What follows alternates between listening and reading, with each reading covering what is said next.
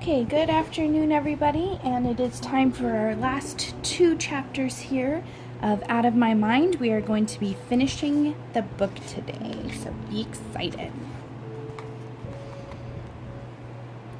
All right, chapter 32. It's Monday, so I have to return to school today. The temperature has dropped and the sun is glowing like some kind of frosted golden jewel. Yet everything feels different and not quite right. Mom spent the weekend at the hospital with Penny, sleeping on a cot in her room. I have not seen her since everything changed. I wonder if Mom is mad at me. Mrs. V comes over and helps me get dressed and fed. Even Butterscotch seems to miss Penny. She puts her head in my lap, and looks at me with lonely eyes. I can't help her. Dad is a mess. He keeps dropping things like forks and keys. He starts to talk, then forgets what he was going to say. He hasn't shaved. Go and get yourself together, Chuck, Mrs. V finally tells him. A hot shower and a cold glass of orange juice will do you wonders. When you go see Penny this morning, you don't want to scare the child, do you? You're right, Dad replies. You got Melody covered? I'll see she gets on the bus. Now, scoot. He bounds up the stairs to the bathroom. Penny better? I tap on my board. Yes, oh yes. When I spoke to your mom this morning, she told me that they have taken her off the IV already. Penny was eating applesauce, complaining about her cast, and asking for doodle, which I've got cleaned up and ready for her. Penny is going to be fine, Melody, just fine. I inhale deeply. Miss V spoons egg into my mouth and my stomach rolls with worry. Her leg, I asked. Her leg is in a cast. It's big and clunky and will annoy the heck out of her, but the doctors have said that when she gets stronger, she'll be able to walk with it. I'm glad Mrs. V is always straight with me. Wheelchair? I can't think of anything worse than a teeny baby wheelchair. No, they want her to move around as much as possible. I breathe a sigh of relief. Her head? I ask. Miss V understands. No brain damage, Melody. None. I exhale slowly. You sure? I spell out. Absolutely. I saw her myself last night. She bumped her head when she fell, but the car hit her leg. It didn't touch her head at all. The school bus honks. Then Miss V wheels me down the driveway to meet it. She checks my backpack, adjusts my foot straps, and gives me a big hug. You ready, Melody? Ready to face the quiz team? I nod. After what had almost happened, facing a bunch of snotty fifth graders will be easy. Gus looks at me with concern as he lowers the bus. How's your little sister? He asks me. That is so scary. Gonna be okay, I type. Thanks.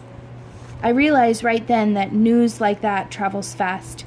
Everybody in school will probably know as well. Gus wheels me onto the lift and pushes the button to raise it as I wave goodbye to Miss V. The ride to school is strangely quiet. None of the usual squeaks and grunts from the students who ride on the special bus. When we get to school, the air is chilly, so the aides take us directly to room H5. As we get settled, I look at my friends through different eyes. Freddie, who wants to zoom to the moon. Ashley, our fashion model. Willie, the baseball expert. Maria, who has no enemies. Gloria, the music lover. Carl, our resident gourmet. And Jill, who might have once been like Penny. Not one of them even knows how to be mean. And me, the dreamer, who tries to escape from room H5, a kid with a computer named Elvira, I don't even know where I belong anymore. Catherine comes in, then, wearing a new outfit that is actually cute and stylish. Tan slacks, black sweater, and a vest. Nice outfit, I tell her. Thanks, and I did it all by myself. I have something for you. I point to my book bag. She reaches into my bag, digs around, and finds the card that almost led to tragedy. After she reads it, she blinks back tears. No, Melody, thank you. She leans over and hugs me. Then she looks serious and says, Mrs. Valencia called and told me about what happened with your little sister. How's she doing? Better, I type. You know, you probably saved her life, Catherine says. Catherine tells me, what? Seriously, your screaming and yelling slowed your mother down. Gave her time to figure out why you were acting like you had hot potatoes in your pants. Could not stop Mom.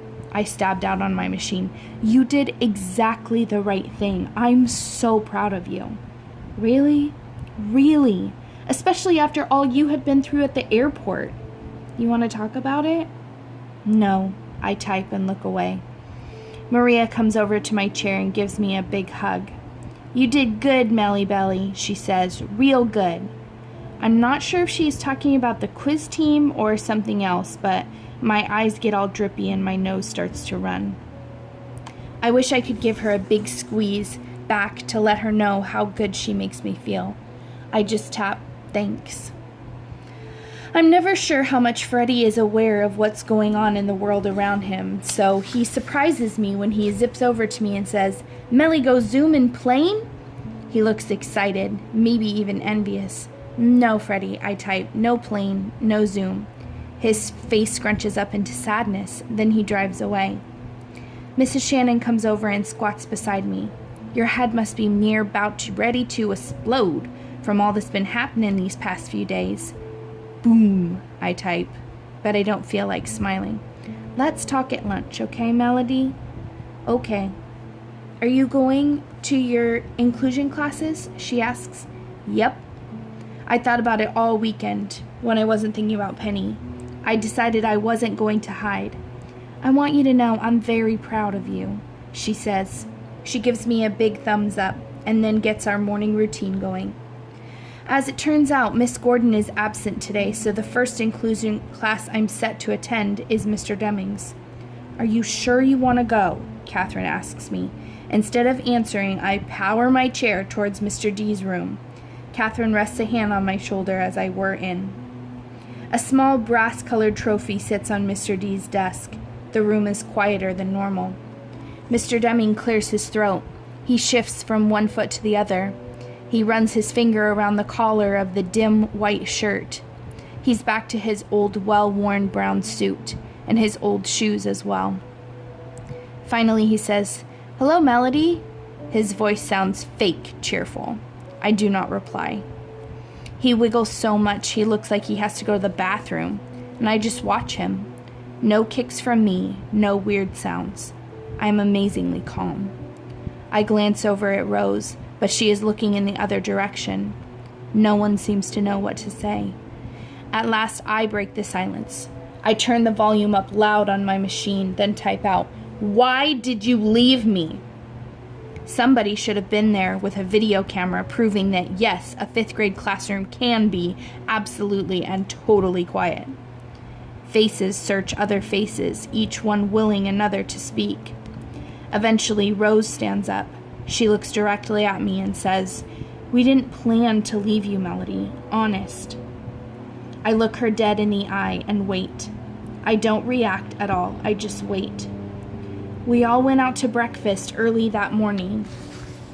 I interrupt. Nobody told me about that. How come? None of them answer. Their silence says what their words cannot. It's better without me. I blink real fast. Claire finally stammers. We figured you'd slow us down because you have to be fed and stuff. I'm so quiet, I swear I can hear my own heartbeat. You threw up. Nobody left you. Oh, snap, I hear Rodney whisper. Claire stares down at her desk. Who took my place? Claire lifts her hand slightly, but she won't look at me. Rose scrapes at a spot on her history book. We finished breakfast really fast because we were all excited, so we got to the airport extra early. Connor stands up then. He looks uncomfortable. So when we got to the airport, they told us that the noon flight had been canceled, but that we could make the early flight if we hurried. Molly speaks next. So we checked our stuff real fast, then ran like track stars run. Even Mr. Deming, down to the gate to get to that early flight. Nobody thought about me? I ask. Silence again. Finally, Rodney says, I did. I was the first one to board the plane. Just as I gave my boarding pass to the agent, I reminded Mr. Deming that you were missing. Mr. Deming again twists from one foot to the other. I was so busy trying to count heads and check seats assigned and deal with everybody's carry-on bags, so I asked the kids to call you at home. I knew Rose at least had your number in her cell phone. All eyes shift to Rose. She looks at the floor, then slowly she looks at me. A tear runs down her cheek. You couldn't have made it there in time anyway. I picked up my phone to call you. I flipped it open, then I looked at the rest of the kids on the team. She pauses. I could imagine them standing there, thinking about the chance to be on Good Morning America with that huge trophy. And me. Rose continues in a whisper. We looked at each other. Everyone just made this tiny headshake. No. All of them? I shiver. Rose sniffs and whispers finally. So I closed the phone and we got on the plane. I never made the call. How can silence be so loud? Mr. Deming finally says quietly, I'm so very sorry, Melody. So sorry. Rose bursts into tears then and puts her head down on the desk. Just before the competition, Molly explains, a reporter from the Washington Post came to interview the team, but he left when he found out you weren't there. Connor walks up to the front of the room, then picks up the 9th place trophy and brings it to me. He stammers and licks his lips. The team kind of wants you to have this, Melody, sort of to make up. He places it on my tray. The thing is small, made of cheap plastic that has been painted to look like metal. The name of the school is even spelled wrong on the faceplate. I look at the ugly little statue and I start to giggle. Then I crack up. Finally, I roll with laughter. My head jerks out and hits the trophy. I'm not sure if it was an accident or not, but it falls to the floor, breaking into several pieces. The class stares at me in surprise. When they see that I'm going to go ballistic on them, they finally start to laugh as well, a little. Even Rose sniffs and smiles. I don't want it, I finally type. Then turning the volume as loud as it will go, I add, you deserve it. Still laughing, I click on the power to my chair, do a smooth turn, and roll myself out of the classroom. Chapter 33.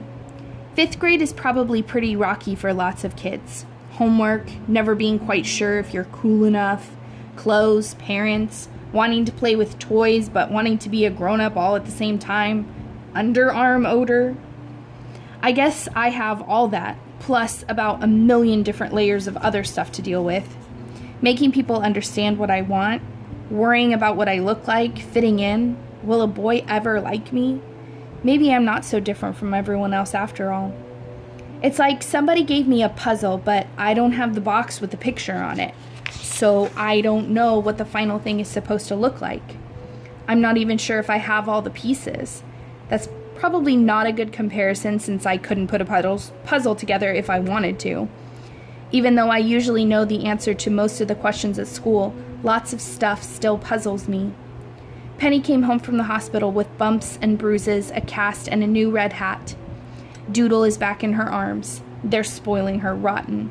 That's okay with me. Even Butterscotch is treating Penny like she's an injured puppy. The dog has brought her all her favorite toys, with Penny's room, like gifts. Today I'm working on Miss Gordon's autobiography project. Mrs. V and Elvira plugged into the computer, classic music playing softly, seeping from her new iPod. I hear Soft Purple. This is going to take a while.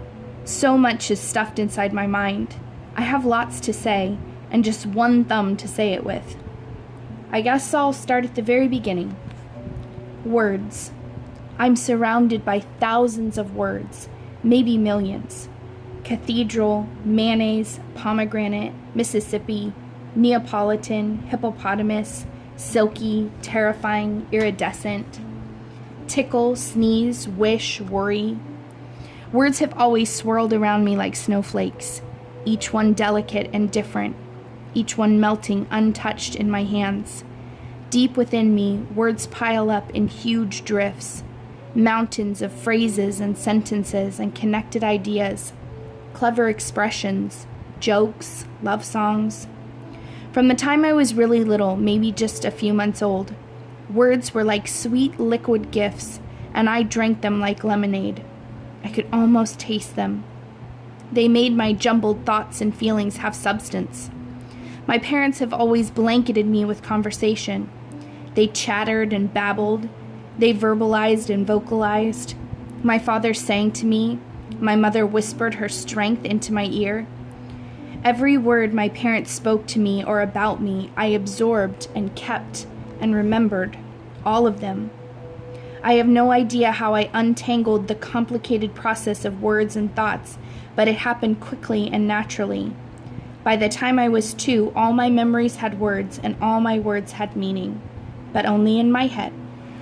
I have never spoken a single word, and I am almost 11 years old. And that is Out of My Mind. So I hope you guys enjoyed this book, and get ready for an announcement on Google Classroom about what will be coming next.